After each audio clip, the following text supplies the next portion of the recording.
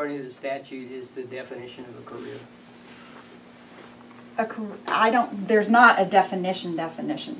I've been teaching yoga for 40 years. years. I have taught a huge number of people. One of them became successful, like internationally, in 40 years. I have 70,000 hours teaching, 70,000.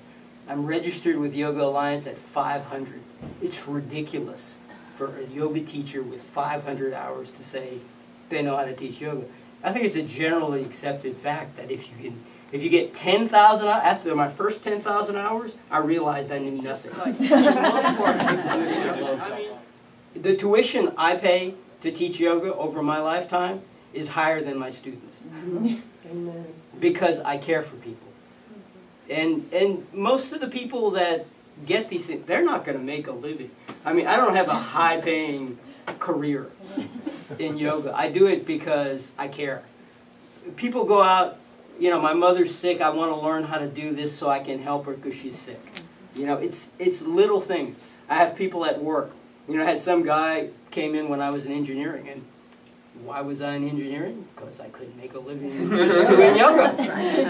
Okay? And I'm one of the most experienced people around, so it was a situation where people in the workplace would come to me, and I had this one little Indian guy that came up to me when I was first teaching yoga, and he ran into the office clutching his chest and was like, Robert, teach me yoga quick. I think this is stress.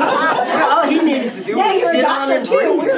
You know, I mean, that's the stuff that's going on. The most part of it is if you have somebody with 200 or 500 hours doing this kind of stuff, or you have a kid that's going out getting a black belt in karate, they might go open a yoga school because they've got a black belt in karate and people look at it, oh, it looks really good. They can bend around and kick and they do all these cool things.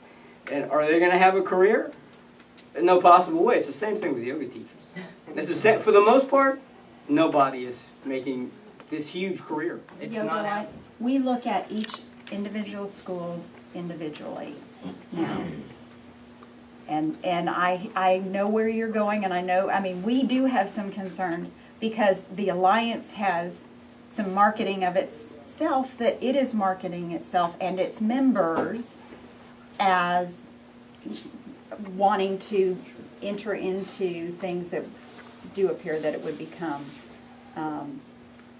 meeting the regulations of a career school. So that's going to be a business choice for you in terms of, I mean, we are going to look at you as a business and what you are doing.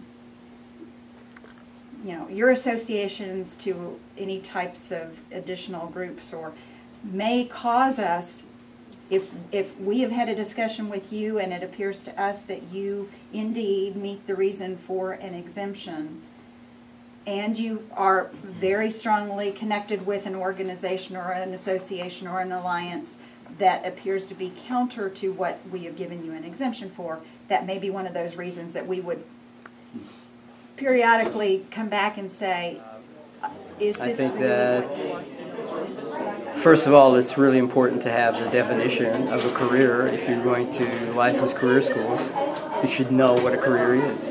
And a career should be, I would think, just in common sense terms, that a career is something that you can make a living doing. And most of the people that come through, if you're doing a 200 or 500 hour training, it's just ludicrous to think that these people are gonna learn yoga in 200 or 500 hours. It's just simply not going to happen. And that just comes from 40 years of watching people go through these kinds of programs. You know, you'll get a small percentage of the people that really have some understanding by the end of a year-long program. But if you do a weekend program or a one-month program, no possible way. Impossible. And it doesn't make any difference what certificate you have. Whether you have a black belt or you have a certificate. It doesn't mean anything. As soon as you walk in that room, you're not going to command attention unless you know something. So most of these people are going off and trying to help family and friends and whatever else, and that's all that's going on. It's what government's not going to do, is take care of, you know, the little forgotten people out there. That's all it is.